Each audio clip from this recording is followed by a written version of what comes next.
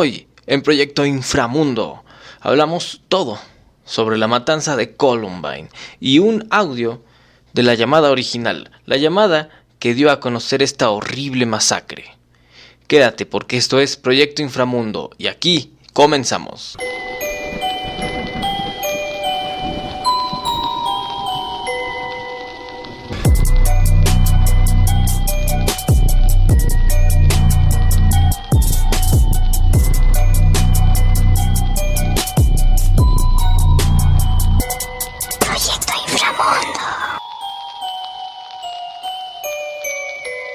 Bienvenidos a otra edición más de Proyecto Inframundo. Esta semana tenemos una investigación por demás fuerte. Así es, vamos a hablar de la matanza de Columbine. ¿Cómo afecta? ¿Quiénes fueron los responsables? ¿Y cómo se pudo haber detenido esto aún antes de empezar? Como siempre te pido discreción, pues son temas un poco fuertes que pueden resultar un poco perturbadores. Para los que no sepan, lo que ocurrió fue una matanza. No fue la primera en su tipo. Ya había ocurrido algo similar en el año 1995. Pero esta es de las más conocidas y de las que han marcado más la historia y han alterado el rumbo de la sociedad hasta en estos días. Pero ¿qué fue lo que pasó?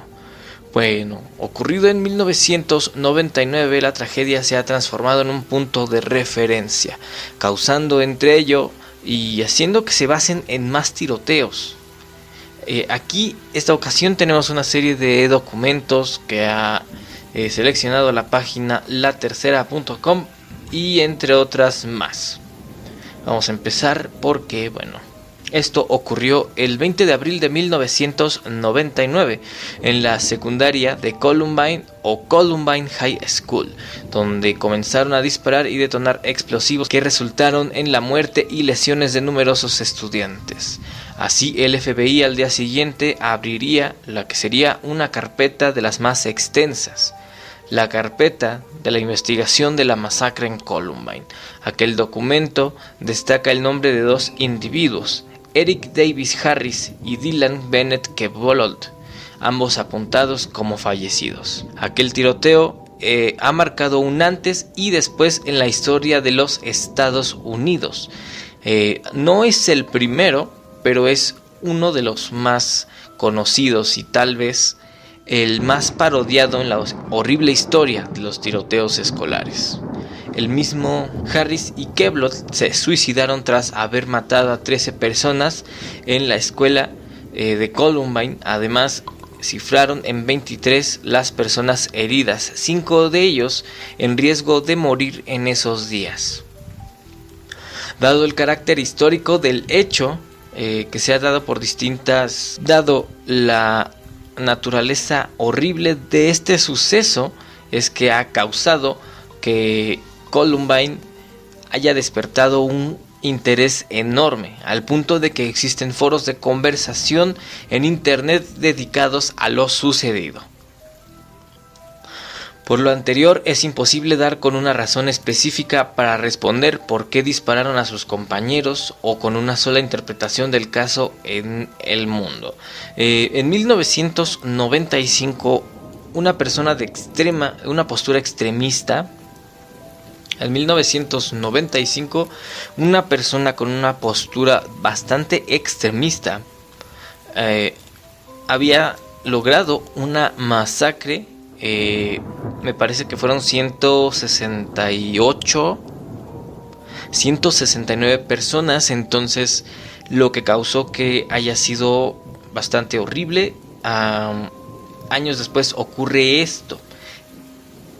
Hasta ahorita no se tiene un motivo general o que se acepte como el motivo o el detonante de este hecho.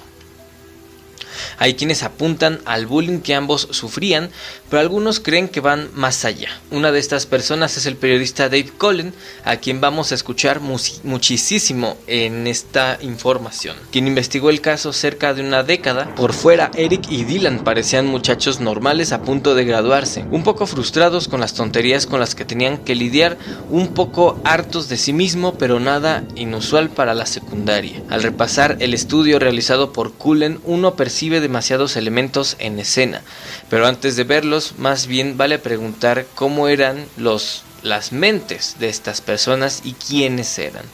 El primero es Eric Harris, nació en Kansas el 9 de abril de 1981. Eric Davis Harris vivió su infancia en distintas locaciones. Su padre, Wayne Harris, fue piloto de la Fuerza Aérea en Estados Unidos, retirándose en 1993. Aquel año él y su familia se asentaron en el estado de Colorado. Tras pasar por varias ciudades, Littleton fue el lugar escogido para vivir. Ello sirvió para que Eric tuviera una amistad más fija que en otros lados. De acuerdo al relato, Dave Cullen, el menor de la familia Harris, su hermano era 3 veces mayor, manifestó intereses por la guerra desde pequeño, combatir contra invasiones de extraterrestres y un interés por las explosiones. Eran parte de sus motivaciones. Ello adquirió mayor sentido con la aparición del videojuego Doom en 1993, el videojuego de disparos o de shooting en primera persona creado por ID Software. Se convirtió en uno de los revolucionarios del género. Eric encontró el patio virtual perfecto para explorar sus fantasías. Sus adversarios ahora tenían rostro, cuerpo y emitían sonidos, además de defenderse. Eric podría medir sus habilidades y llevar puntaje. ¿Recuerdan que les dije al principio que esto había cambiado la historia de los Estados Unidos por siempre? A esto es a que nos referíamos. En este punto, justo después de que ocurriera esto, ¿recuerdas que te dije que esto había cambiado la historia de los Estados Unidos? Bueno, este suceso cambió el rumbo de la sociedad a tal grado que justo en este punto muchos empezaron a cuestionarse si en realidad los videojuegos eran los culpables, ya que un punto que los unía a casi todos es que, bueno, casi todos juegan videojuegos. Digo, es una observación bastante aventurada, pero al menos en aquellos años se tenía esta teoría. Una de las particularidades del videojuego, tanto en su primera versión como en la secuela, Doom 2, fue el modding. De hecho, la franquicia fue uno de los primeros títulos que contó con gran cantidad de ediciones hechas por fans. Muchas de esas comunidades establecían en GeoCities, donde subían los archivos modificados para expandir las posibilidades del universo Doom. Esto es importante porque Harris fue parte de este mundo, creaba mapas y los compartía en internet con el seudónimo Reb Doomer. Volviendo a Littleton, en 1996, Eric ingresó a la Columbine High School, donde conoció a Dylan Klebold. Solo unos meses menor que él, rápidamente formaron un vínculo, tanto que Harris lo mencionaba en los agradecimientos de los juegos editados de Doom que subía a internet. El nombre de Klebold era Vodka. Un dato un poco perturbador es que estos nombres, Reb Doomer y Vodka, se pueden escuchar de modo muy por abajo en la llamada que se hizo al 911, y estos nombres ellos los usaban al momento del tiroteo. A medida que transcurrían los años, Eric tuvo dos situaciones que causaron el aumento de odio hacia la humanidad. La primera comenzó lanzando piedras a la casa de compañeros del colegio junto con Klebold y su amigo Zach Heckler, pasando a intervenir las computadoras de la escuela para luego terminar en una detención por la fabricación de una bomba. Este hecho fue irónicamente el detonante del segundo punto. Tras el arresto, comenzó a manifestar su odio de manera explícita, o mejor dicho, lo llevó varios pasos más allá. Primero las entradas o las cosas que él redactaba en distintos sitios web, para luego pasar a un cuaderno el que sirvió de diario durante el último año de su vida. Aquel espacio lo denominó como el libro de Dios. Frases en mayúsculas como asesinar a la humanidad, además de una visión cargada a los delirios de grandeza, destacaban en sus manuscritos. Este material pasó a manos del agente del FBI, Dwayne Fuselier, un psicólogo clínico, quien con ello pudo establecer un mejor perfil de uno de los asesinos. En paralelo, aunque desconociendo el contenido del cuaderno, Wayne Harris decidió buscar tratamiento para Eric. Ahí dio con un psiquiatra llamado Kevin Olbert, quien le recetó Zoloft, medicamento ocupado como antidepresivo y también para combatir el trastorno obsesivo compulsivo. Más adelante el joven pasó a medicarse con Luvox, el cual se usa con fines similares al Zoloft. Cabe destacar que el psicólogo Kevin Albert es uno de los que hasta el día de hoy no ha revelado evidencia importante del caso. La segunda persona es Dylan Klebold. Es completamente inesperado para mí. Dylan fue la revelación en este caso. Con esas palabras clave, Dave Cullen parte hablando del chico reseñado como tímido y manipulado por Harris. Eso sí, en otro lado suele ser visto como alguien perturbador debido a la disonancia de sus escritos en relación a sus actos. Dylan Klebold, de nombre recibido por el poeta británico Dylan Thomas, nació el 11 de septiembre de 1981. Destacó de temprana edad por su facilidad con las matemáticas y previo a la masacre se preparaba para estudiar ingeniería e informática. De hecho, el libro de Cullen menciona a Klebold, que inició en el colegio un año antes dada su gran inteligencia. A diferencia de Harris, Dylan tenía odio consigo mismo, manifestándose en distintas formas. Odiaba perder, no le gustaba su rostro y en general menospreciaba sus capacidades. De hecho, según reveló su madre en una charla, él se infligió cortes en sus brazos y dejó escritos acerca del suicidio. Eso sí, en algo se parecía con Eric, también tenía un diario. Sin embargo, el contenido de estos era completamente diferente. Del odio desmedido hacia la humanidad que vomitaba Harris, Klebold rompía el esquema al hablar del amor, dibujaba corazones en su diario y era evidente que era algo o alguien que necesitaba de amor, contó Dave Cullen. Nos hemos adentrado un poco dentro de la mente de estas personas. Como te darás cuenta, son personas que tienen problemas, son personas que por algún motivo terminaron juntos. Y bueno, ¿cuáles fueron los meses previos a esto? ¿Cómo surgió la idea?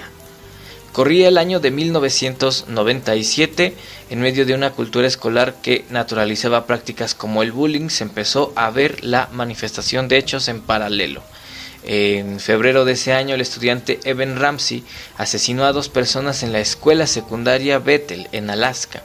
Tras ello vino una serie de situaciones similares en distintos lugares de Estados Unidos. Volviendo a Columbine, a la par de sus estudios escolares, Klebold y Harris trabajaron en un local del Blackjack Pizza, con lo que ganaban $6.50 y $7.65 por hora. Financiaron la adquisición de armamento como la fabricación de explosivos. De los dos, Eric Harris fue el que se encargó de pensar y repensar todo. Fue el que más evidencia dejó a los ojos del mundo. Parte de su trabajo intelectual incluyó la grabación de videos tanto en Columbine como en sus viviendas. En los VHS se puede ver cómo destruyeron bicicletas, recrearon intentos de película donde eran los protagonistas y finalmente se grabaron probando el armamento. Aquellas cintas que durante los primeros meses estuvieron bajo un hermetismo impresionante se filtraron con el tiempo. Son conocidas como The Basement Tapes.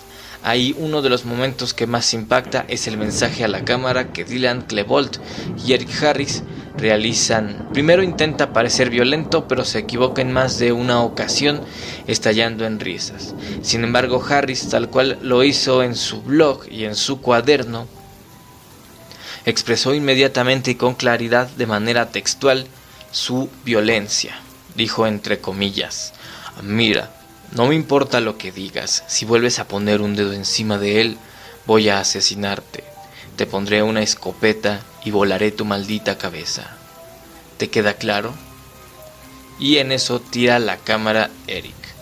Pese a no tener permiso para comprar armas por ser menores de edad, cabe destacar que Harris solo cumplió 18 años a unos cuantos días de la masacre.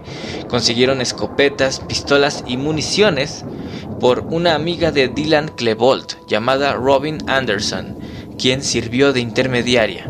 Anderson fue engañada, ya que los jóvenes le inventaron que el armamento sería usado para cacería. Rev Doomer no solo planificó durante largo tiempo la masacre, sino que se dedicó a construir bombas caseras. A su vez, analizó la escuela donde estudiaba para hacer más efectivo el ataque.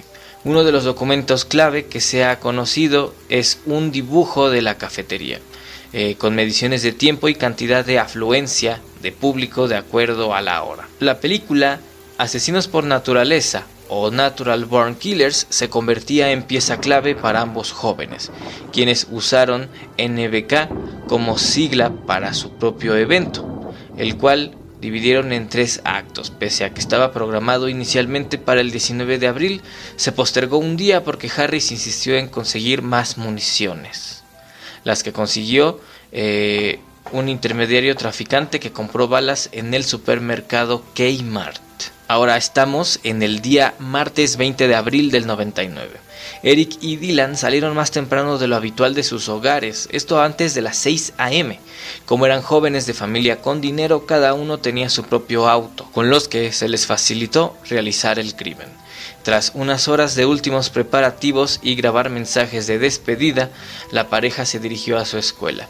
Harris se vistió con una playera blanca con el mensaje Natural Selection, mientras Klebold usó otra de color negro con la palabra Rat estampada.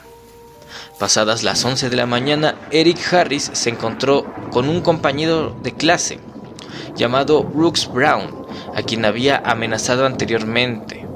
Curiosamente, Klebold le contó a Brooks pidiendo no revelar el secreto, aunque el hecho fue denunciado por la familia Brown a la policía, pero no llegó más allá de un registro de lo sucedido, sin enviar advertencias o indagar más allá. La policía no actuó, a pesar de que con mucha antelación la familia de unos amigos de Eric y Dylan, un muchacho llamado Brooks, le hizo saber que Eric había publicado amenazas. Cuando la familia hizo público este material, resultó evidente que la policía había tenido una enorme falta de responsabilidad. Eric no lanzaba amenazas sueltas, al contrario, muy detalladas.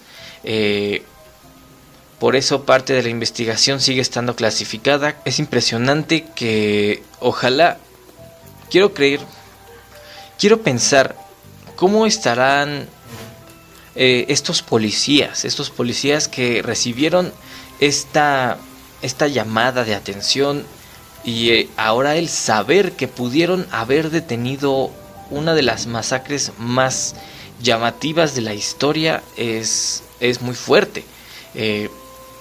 Más que nada porque tal vez entre tantas llamadas, si hubieran escuchado un poco más, podrían haber salvado la vida de al menos 15 personas.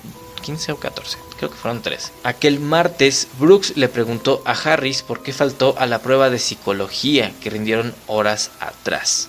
En este punto nace una de las bromas más horribles, una de las bromas más fuertes que puedes escuchar. Normalmente es punto de broma, es chistoso escucharlo, pero ahora que has escuchado conmigo todo lo que conlleva a esto, creo que escuchar estas palabras puede ser motivo de terror.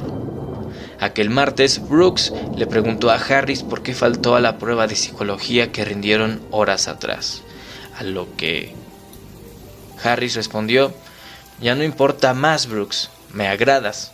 Huye de aquí. Ve a casa, respondió el asesino. Lo que estoy a punto de leerte es una especie de unión de varios temas del sitio A Columbine Site, que es el sitio de internet en el cual puedes escuchar o ver por ti mismo mucha información sobre lo sucedido. Dentro del recinto se percataron que los explosivos que fabricaban no funcionaron. Lo que hizo que su plan de 3 pasos se convirtiera simplemente a dispararle a lo que se viera. Rachel Scott, la primera víctima, estaba sentada en el pasto de las inmediaciones almorzando con un amigo, quien resultó herido y fingió estar muerto para no recibir más disparos. Tras ello ingresaron a la cafetería disparando a todo lo que encontraron. Previamente y ante los primeros balazos, profesores actuaron rápidamente para evacuar lo antes posible a los estudiantes del recinto. Por lo mismo, la cantidad de estudiantes dentro del comedor fue reducida bastante. Uno de los docentes, llamado William David Sanders, se llevó la peor parte tras recibir impactos de bala. Ante la poca presencia de gente, Harris y Klebold ya no tenían un rumbo fijo, pese a que dentro de sus planes estaba incendiar la escuela, basándose en el primer atentado que ocurrió en 1995, en el cual murieron más de 168 personas. Se dirigieron a un lugar donde hubiera más estudiantes. La biblioteca de Columbine High School fue la que escogieron. Ahí se registró la mayor cantidad de víctimas.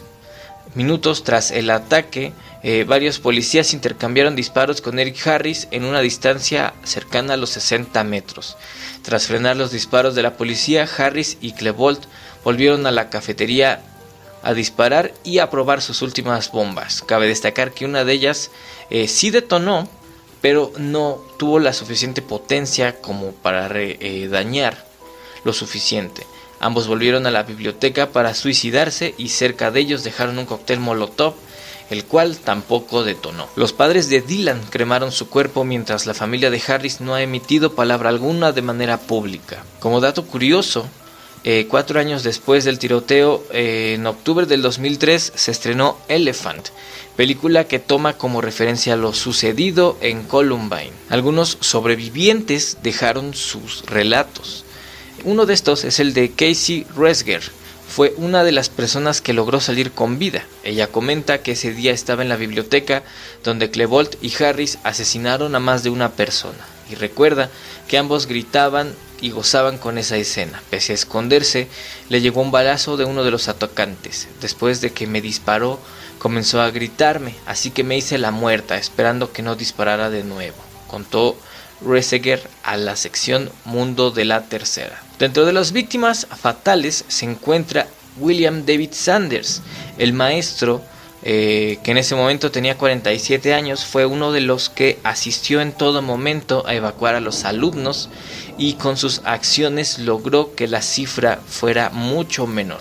En eso expuso su vida recibiendo 2 disparos, uno de ellos desgraciadamente en su arteria carótida y, según detalla Dave Cullen, muriendo desangrado más tarde. Había fotos de los asesinos en las portadas de los diarios y en la televisión. Ver las caras de los que asesinaron a miembros de tu familia es traumático, contó la hija de William David Sanders. Tras la partida de su padre, Connie Sanders se tituló de psicóloga clínica, obteniendo más tarde una licenciatura clínica con especialización en psicología de la violencia. En su biografía de Twitter tiene lo siguiente: tras la masacre de Columbine, escogí dedicar el trabajo de mi vida a ayudar gente violenta a encontrar la paz y vivir vidas no violentas. Como se habrán dado cuenta, insisto, esta fue uno de los sucesos, el segundo suceso más fuerte en la historia del país de los Estados Unidos, el segundo después de ese otro incidente. De hecho, la canción Pump It Up Kicks hace referencia a esto. Es irónico porque la canción en sí es demasiado jocosa, pero ya escuchándola es algo muy fuerte. Mira, te voy a leer una parte, sí es fuerte. Se llama Pumped Up Kicks, o su traducción es zapatos caros, porque en ese entonces existía una de las marcas que es Reebok, la cual hacía unos zapatos con válvula. Fueron de los antecesores a los que ahorita ya son de sola burbuja, ¿no? Entonces a esos tenis hace referencia. La letra dice: Robert tiene una mano rápida, él mira alrededor de su habitación, no tiene plan, tiene un cigarrillo en su boca, es un niño vaquero. Si encontró una pistola de 6 tiros en el armario de su papá en una caja de cosas divertidas. Y yo ni siquiera sé qué pasó, pero él viene por ti, sí, él viene por ti. Todos los otros niños con zapatos caros, más les vale correr, más que mi pistola. Todos los otros niños con los zapatos caros, más les vale correr más rápido que mi bala. He esperado durante mucho tiempo, si la destreza de mi mano ahora aprieta los gatillos, y les digo, tu cabello está en llamas, debes haber perdido la cabeza, sí.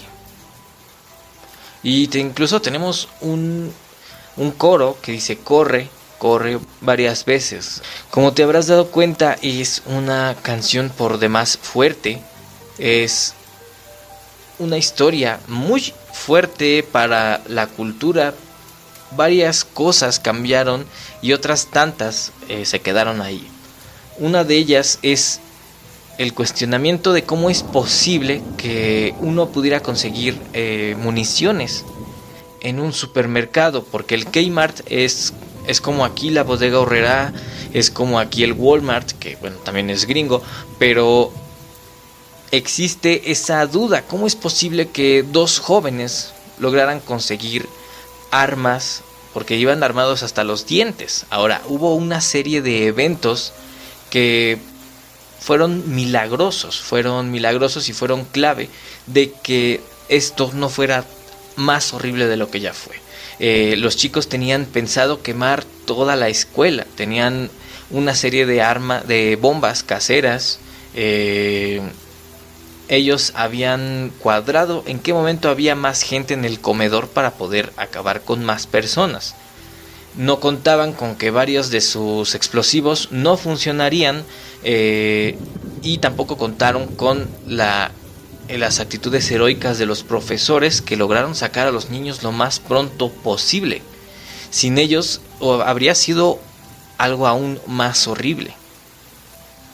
Pero todo esto desencadena en que ahora los norteamericanos se pregunten: ¿está bien poder conseguir armas en cualquier lugar? Los videojuegos en realidad crean una generación más violenta, y el bullying, la cultura del bullying, que sobre todo está muy marcada allá en los Estados Unidos, es algo de lo que se tiene que hablar.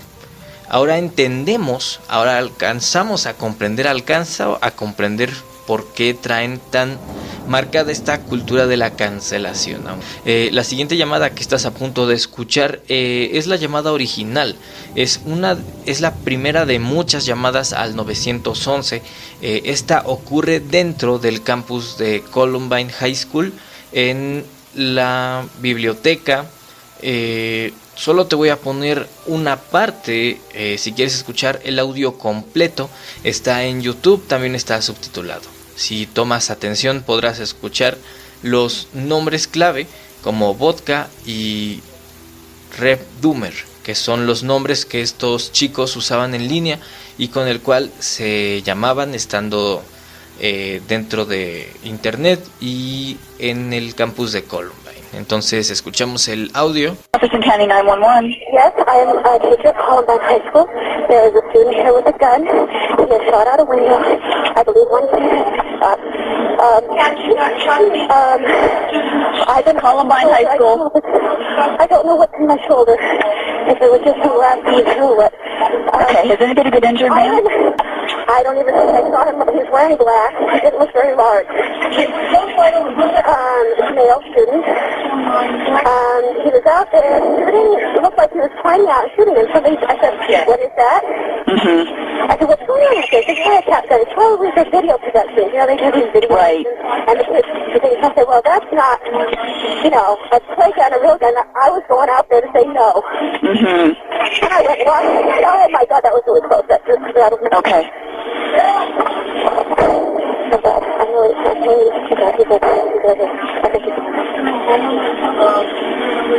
What's your name, ma'am? Patty?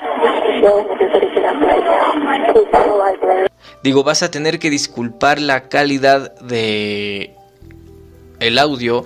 Entiende que estábamos en 1999, no se contaba con tanta tecnología como ahora. Sirve solo para escuchar cómo estaba la situación, los disparos, la locura que ocurría. Es importante tomar atención a todas esas señales. Repito, si estos policías hubieran detectado, hubieran hecho un poco más por informarse sobre las personas que no amenazaron a una persona nada más así, sino amenazaron literalmente de entrar y asesinar gente dentro de un colegio, justo como lo hicieron, otra habría sido la historia. Muchísimas gracias por haber llegado hasta este punto. Recuerda que puedes escucharme completamente gratis en YouTube. Se retransmite este programa todos los martes, se sube un nuevo episodio, una nueva retransmisión para YouTube, y todos los jueves nuevo episodio en Spotify. Recuerda que Amigos y Parejas es un podcast de amigos y parejas. Los podcasts de Fab, las notas más virales de la semana, de los viernes en punto de las 9:30, primero en Facebook Live y después aquí en Spotify. Sígueme en Instagram, ins_fab, y suscríbete por favor y comenta de qué otro tema quieres que hablemos. Entonces, esto fue Proyecto Inframundo, y recuerda, no confíes en nadie.